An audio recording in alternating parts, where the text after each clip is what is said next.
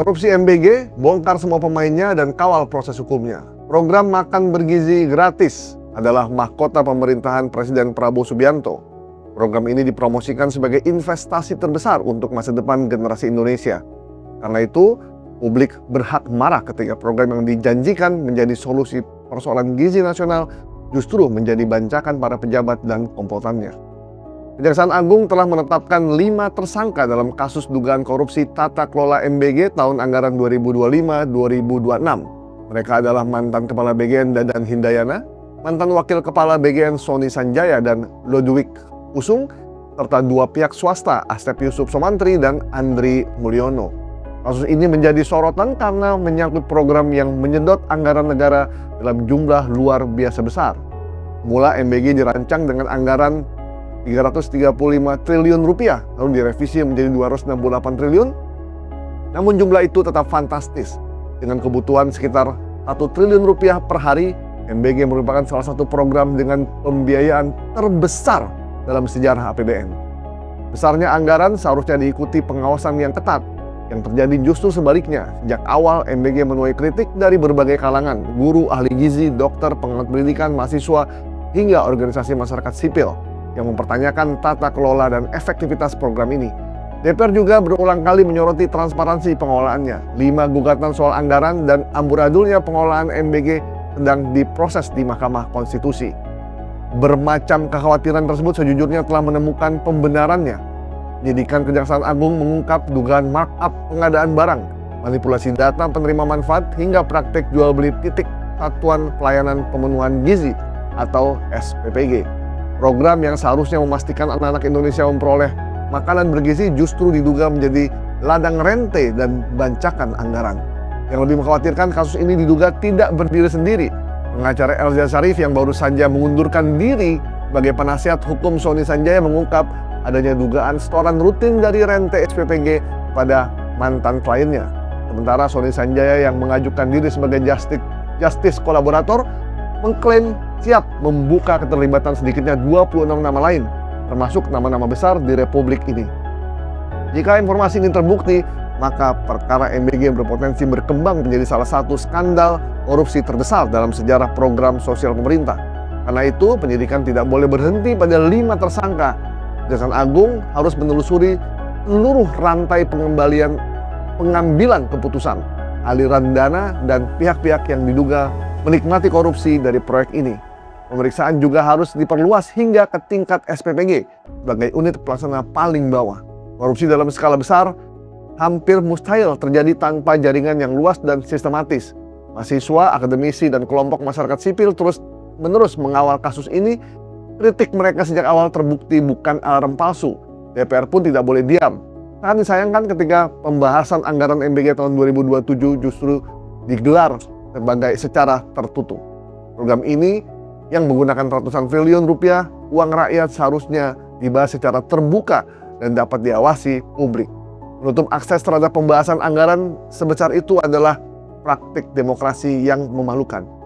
Tutur berpandangan, pemerintah perlu mempertimbangkan penghentian sementara MBG sampai instrumen hukum, standar operasional, sistem pengawasan, dan tata kelolanya benar-benar jelas dan transparan.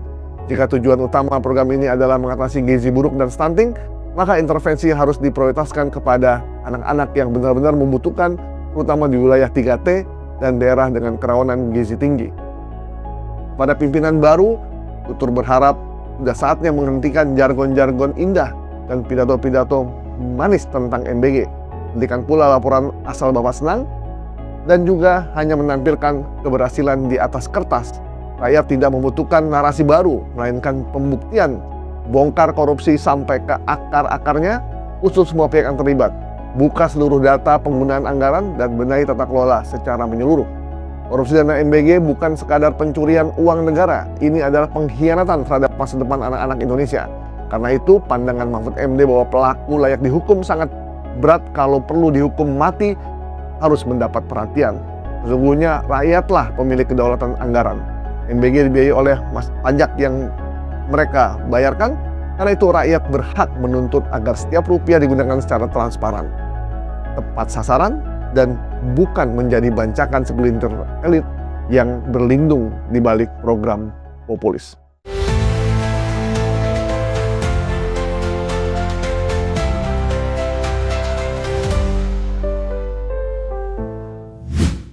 Saya Gai Ponto Sigit, Anda masih di Tutur POV, dan saya bersama dengan wartawan senior Bang Don Bosco Selawun. Halo Bang.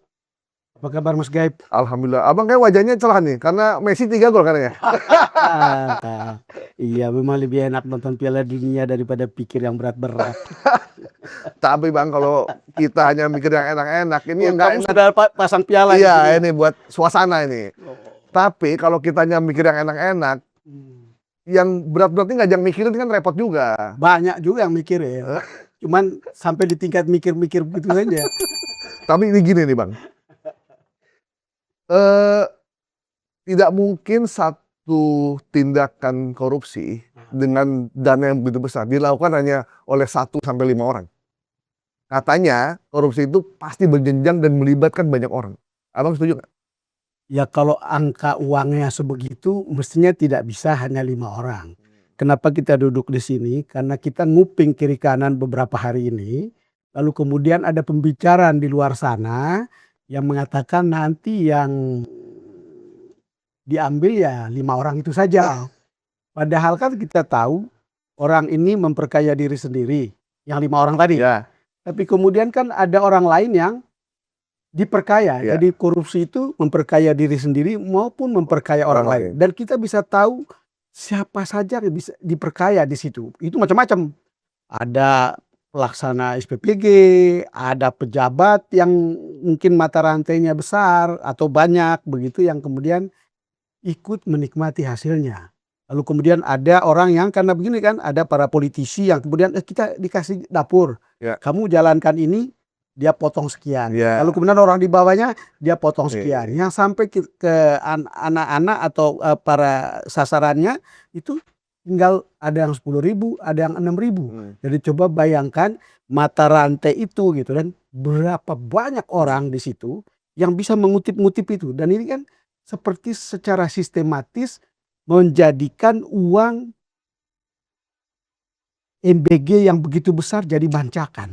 Ini seperti ada semacam korupsi yang sangat sistematis atas nama ini program. Kan gitu. Ya. Karena ini program lalu kemudian dianggap legal. Padahal korupsinya banyak. Jadi tragisnya adalah bahwa ini korupsi kalau kita katakan bahwa itu adalah keputusan politik. Tapi kemudian kita bisa mengatakan makan bergizi gratis itu adalah upaya kemanusiaan. Ini korupsi berkedok kemanusiaan. Coba bayangkan hal seperti itu. Korupsi berkedok kemanusiaan. Ya kan ini kan untuk kepentingan kemanusiaan. Iya. Tetapi kemudian orang mengambil uangnya dari situ begitu. Yang kata Mahfud Dan itu legal. Yang kata Mahfud MD kalau ada orang korupsi duit kemanusiaan, sebaiknya dihukum berat bahkan sampai hukuman mati. Saya tidak setuju hukuman mati, tapi hukuman berat boleh. Hukuman berat boleh gitu. Karena itu uang yang diperuntukkan untuk anak-anak Indonesia yang harusnya digunakan untuk rakyat Indonesia, tapi diambil dan orang nyari keuntungan dari situ. Ya, kenapa kita minta sekarang itu dikawal? Lebih karena sudah ada cerita yang mengatakan mereka yang terlibat. Itu hanya 5 orang ini gitu. Sekarang pertanyaan common sense, akal sehat, apa iya hanya mereka gitu? Bagaimana dengan orang-orang yang mereka ikut perkaya? Kan kira-kira begitu. Yang menarik Bang, ada beberapa orang yang saya temui ya. Mundurnya pengacara senior Elsa Sharif itu bukan berdiri sendiri. Itu bukan alasan bahwa dia beralasan bahwa kliennya juga terima. Itu cuma alasan aja. Sebenarnya mundurnya beliau karena beliau dapat tanda kutip temuran atau. Ya waktu saya wawancara minggu lalu beliau kan tidak mengatakan seseorang. Tetapi ada yang meminta untuk jangan ikut menangani. Seseorang itu sebetulnya off the record. Kan karena kita harus patuh pada ketentuan off the record. Tetapi intinya adalah ada seperti itu. Memang sekarang begini ya. Kan ini kan dana besar. Lalu kemudian yang terlibat dalam MBG ini. Saya tidak mengatakan bahwa terlibat dalam korupsi ya. Ini kan ada yayasan TNI, ada yayasan kepolisian, ada politisi di situ. Kalau kita lihat hampir semua partai itu ikut. Kecuali PDIP katanya, tapi saya nggak tahu persis seperti apa. Ini kan kalau lihat seperti ini, kan dari berbagai sisi kita lihat ada support yang kuat untuk bisa mengatakan, "Oh ya cukup mereka inilah." Kira-kira begitulah. Karena mereka juga tidak tidak mau mengotori yayasannya, tidak mau yayasan kotor atau kemudian sebagai partai politik lalu kemudian dikotori dengan isu korupsi. Padahal kita kan kepingin kalau you bersih ya memang harus diuji gitu di pengadilan. Jadi Iya. kalau bisa kita minta atau apapun aparat penegak hukum jangan sampai terintervensi untuk kemudian melokalisir ini. Karena publik perlu tahu, hak publik untuk tahu persis bagaimana uang mereka digunakan. Siapa yang mengkorupsi, siapa yang memperkaya diri, siapa orang lain yang orang lain yang mereka perkaya begitu. Jadi karena kewajiban hak kita untuk mengetahui uang pajak kita itu dipakai untuk apa. Kalau dikorupsi mestinya kita berhak untuk bisa tahu gitu. Cuman sekarang kan banyak yang diam tuh. Ya.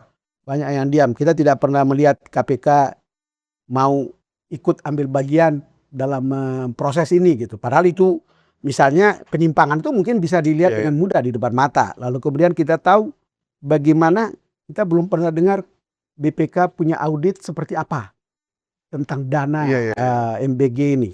Lalu kemudian pemilikannya ketua-ketua umum itu seperti apa selama ini partai-partai politik itu bekerja untuk menggunakan uang ini. Kita lihat semua DPR juga diam. Kita baru tahu kenapa diam kan karena partainya juga ikutan. Iya. Jadi ini kalau kita lihat ya proyek ini seperti tahu sama tahu saja. TST dong ya. TST.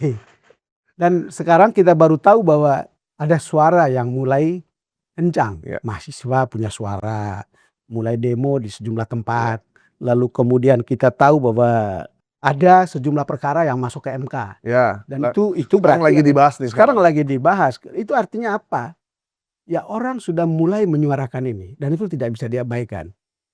Mungkin rakyat sebagian besar itu diam. Diam tidak selalu berarti setuju. Iya. Ada ungkapan Latin, Mas Gaib. Apa nih, Bang? Dum tacen laman. Selama orang itu diam, itu berarti mereka berteriak. Jadi itu ungkapan yang mengatakan diam tidak berarti setuju. Bahkan diam bisa berarti mereka sedang berteriak. Iya. Itu. Ngeri. Nah, Bang, yang menarik ini adalah banyak orang merasa bahwa ini adalah momentum buat BGN untuk memperbaiki tata kelola dan benar-benar memulai semuanya lebih baik dari sebelumnya. Nah, tapi banyak juga yang pesimis karena itu cuma harapan yang pada kenyataannya prosesnya masih tidak sesuai yang kita harapkan. Kemarin di DPR ada pertemuan membahas anggaran BGN 2027 dilakukan secara tertutup. Sementara masyarakat bilang, oh, ini momentum nih mumpung lagi dibuka, tersangkanya udah ada, ayo sekalian. Nah itu yang buat orang gimana sih ini sebenarnya? Ya orang tidak boleh diam untuk melihat ini. Apakah benar anggarannya harus sebesar itu? Karena ini kita lihat ada dua kutub ekstrim. Misalnya ada orang mengatakan tidak perlu ada itu MBG. Tapi ada ekstrim yang lain mengatakan kita harus mengadakan MBG tapi kemudian sebegitu besarnya. Sampai harus mencapai 130 juta anak harus makan.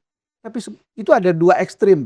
Kita yang pertama menolak benar-benar MBG nggak perlu ada. Iya nggak perlu ada. Ada yang MBG perlu ada dengan tapi besar sekali itu anggarannya. Padahal kalau kita mau berpikir jernih, kan kita perlu seperti dikatakan oleh point of view kita hari ini, itu kita harus fokus pada mereka yang benar-benar memerlukannya. Berapa sih sebetulnya? Itu ada datanya. Saya tidak bisa sebutkan di sini karena saya belum ketemu, tapi pasti ada data stunting di Indonesia.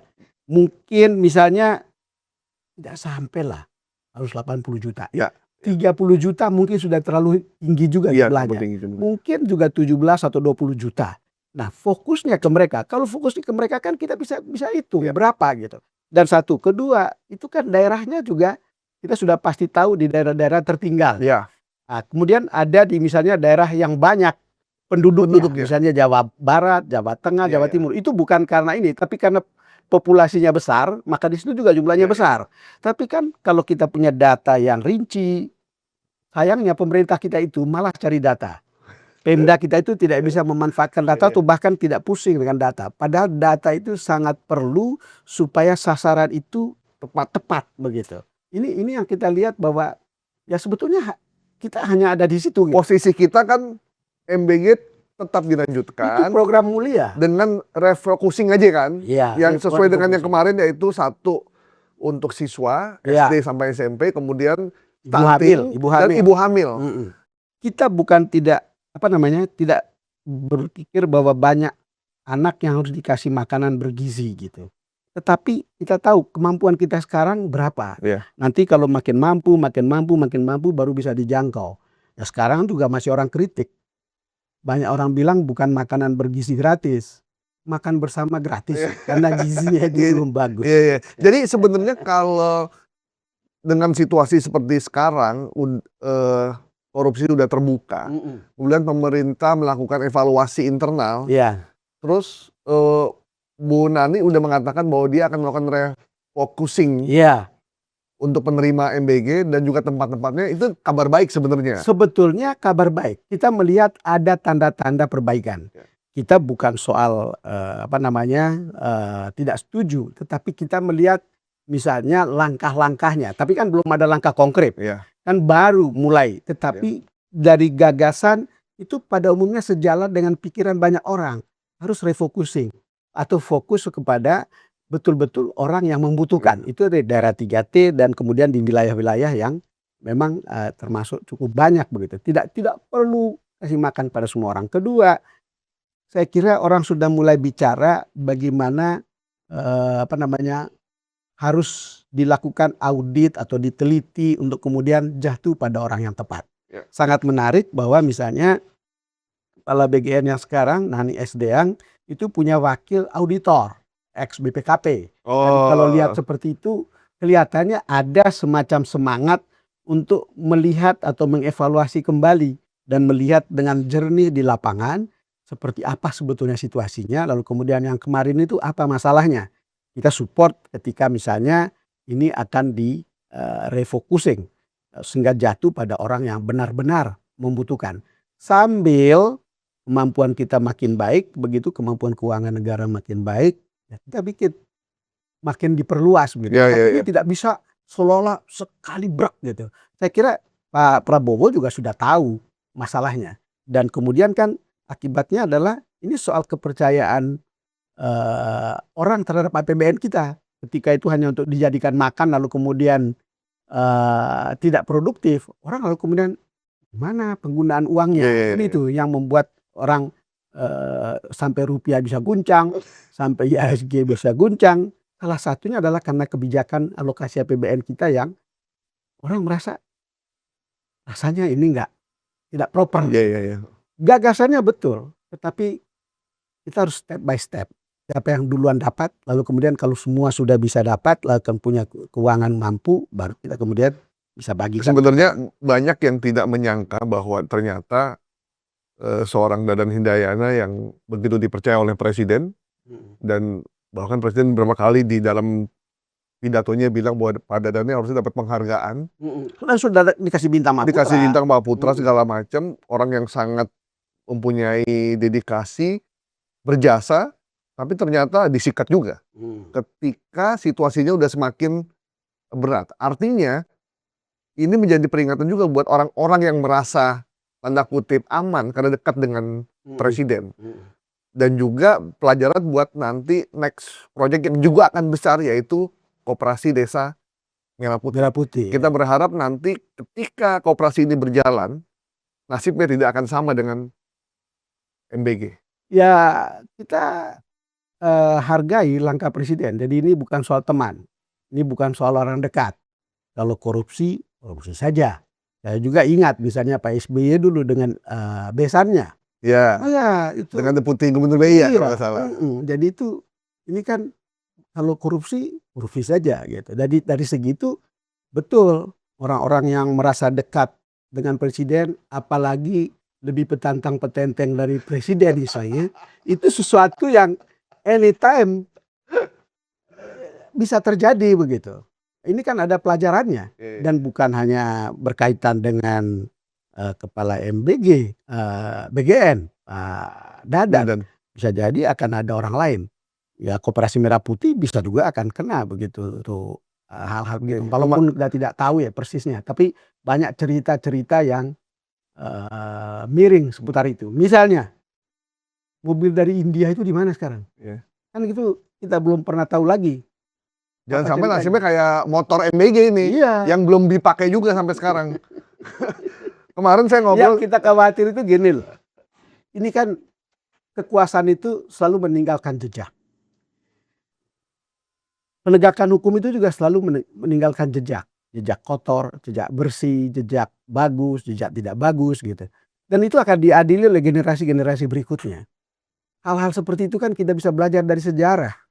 Bahkan ada tokoh yang kita anggap dulu bagus begitu, kurang apa begitu dinista oleh sejarah. iya, iya, iya. Jadi kita yang begini ya akan ada waktunya tiba kalau perilaku kekuasaan itu korup atau orang-orang di sekitar penguasa itu korup, itu cepat atau lambat ini soal waktu aja.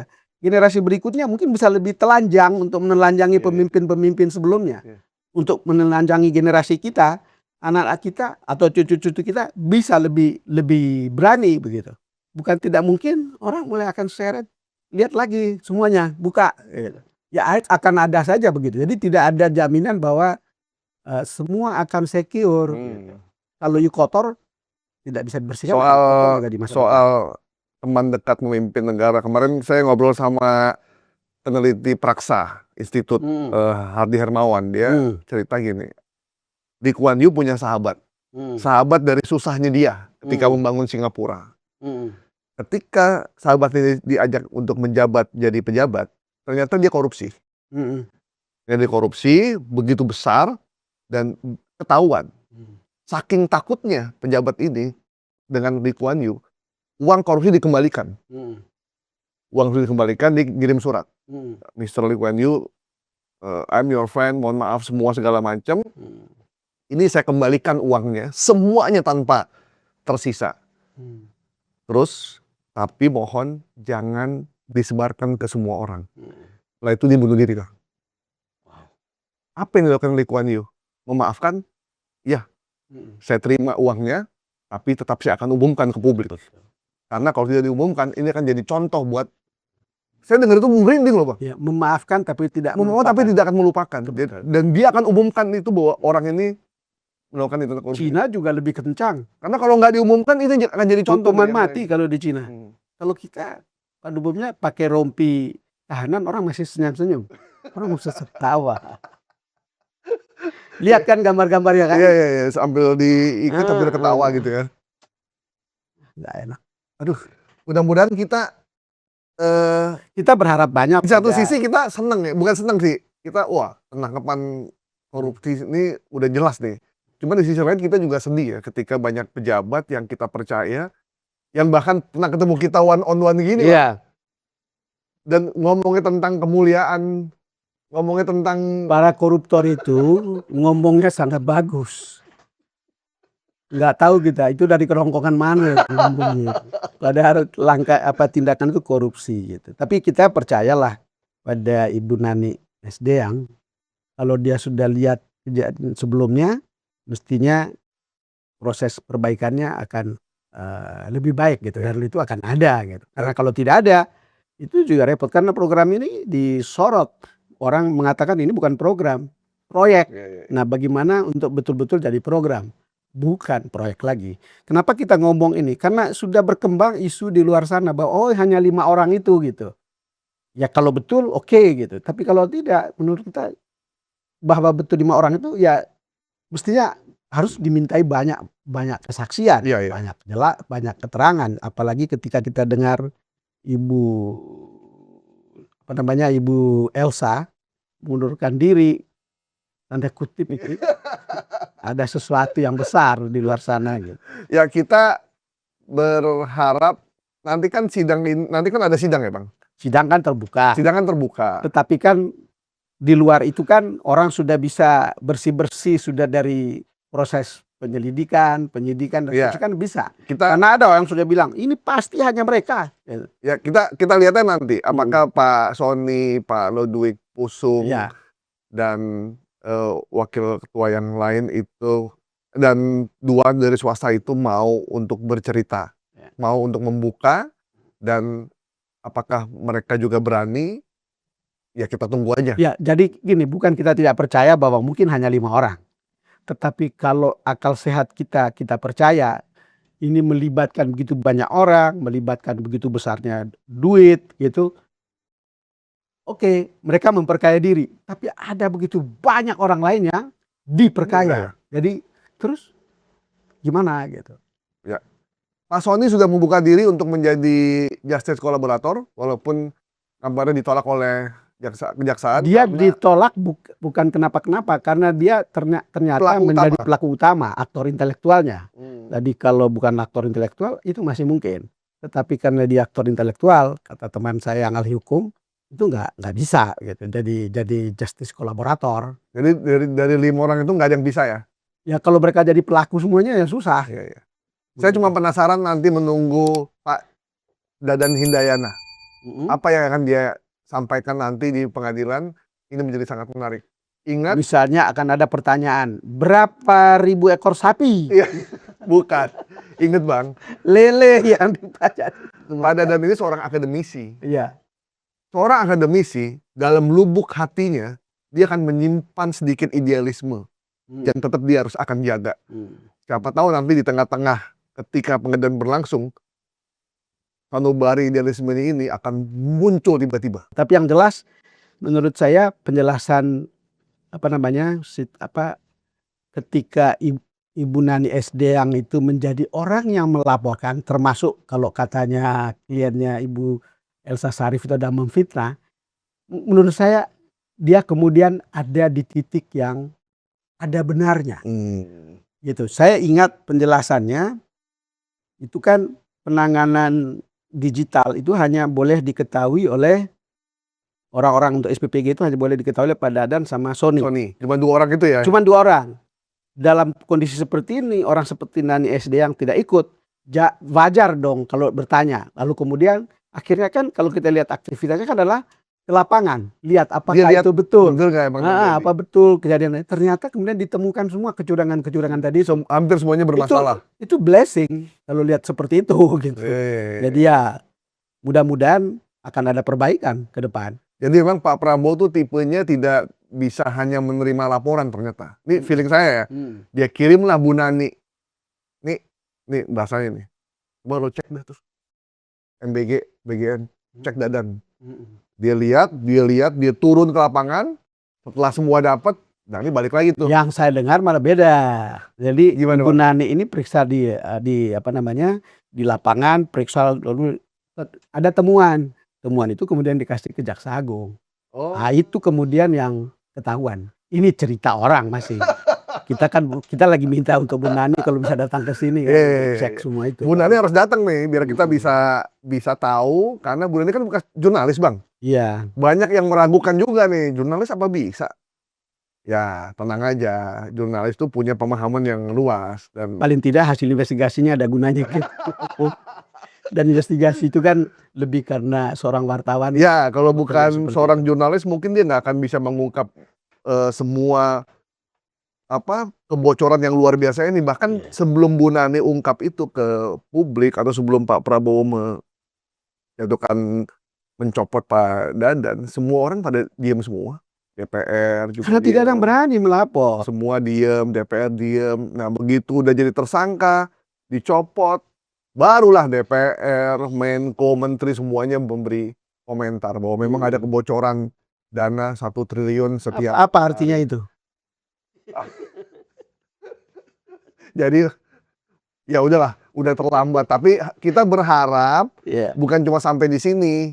Kita berharap ini urusan duit negara nih, duit rakyat ini bisa benar-benar tersalurkan dengan baik untuk semua orang yang tepat sasaran. Saya kira semua kita itu sepakat. MBG itu jalan, tapi betul-betul jatuh pada orang yang tepat dan membutuhkan. apalagi sangat membutuhkan. Dan kalau jatuhnya pada fokus orang-orang seperti itu, jumlahnya tidak akan sebesar ini.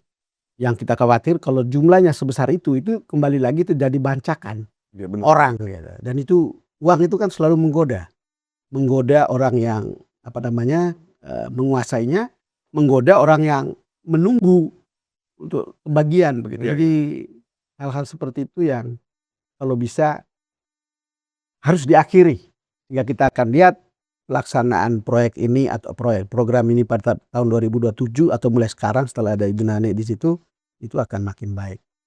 Bukan kita tidak menentang program MBG, itu sesuatu yang mulia, Ya. tapi bahwa itu dilakukan secara akhirnya itu menjadi bancakan korupsi, itu juga salah. Oke. Ya, terakhir Bang. Apa? Harapan buat Bu Nani dong nih. Dikit aja sedikit nih. Bu Nani kan banyak pro kontra juga nih. Banyak pro kontra, apakah beliau mampu untuk memimpin BGN dengan situasi uang yang begitu besar, sebuah lembaga baru, dan tapi harapannya begitu banyak ditumpahkan kepada beliau saat ini. Tapi dia sekarang didamping oleh 2 wakil yang kebetulan wakilnya yang satu adalah auditor di BPK yang merangkap BPKP dan merangkap juga sebagai juru bicara. Kemarin saya lihat dia, Bu Arum Sari ini ngomong, terus saya buka data dulu. Buat kita ini lebih bagus dengan dia mengambil data untuk baca. Ada tanda-tanda bagus. Ada tanda bagus daripada sok belagu. Terus 19.000 sehari semua sapinya ada. Ada Pak. 1 orang 1 sapi. Bukan satu ekor lele. Satu ekor lele. Kalau satu orang 1 ekor sapi, Bukan. gimana makannya? 1 orang 1 ekor lele dan 19.000 sapi hampir setiap bulan kita gunakan. Silakan Bang. Ya, kita selalu berharap pada seorang pemimpin yang punya kemampuan dan juga punya hati baik untuk publik. Iya. Kalau disuruh milih, punya kemampuan, punya hati baik. Tetapi kalau katakanlah kemampuannya kurang, punya hati baik, itu juga sudah lebih baik. Daripada sudah hatinya tidak baik, kemampuannya juga tidak memadai gitu. Nah, kita berharap Ibu Nani itu punya dua-duanya. Kalaupun tidak dua-duanya, hati baik itu dia harus punya. Paling tidak hati untuk anak-anak yang stunting. Orang yang tepat, bukan orang yang makan berpesta untuk hal yang mereka tidak butuhkan. Gitu. Merinding saya dengar ini. Dan Bu Nani seorang wanita, yang biasanya wanita hatinya baik ya, mudah-mudahan ya. Ibu Nani kan sering nangis kan. Oke. Baik, demikian tutur POV kita kali ini. Sampai ketemu di tutur POV minggu depan. Bye-bye.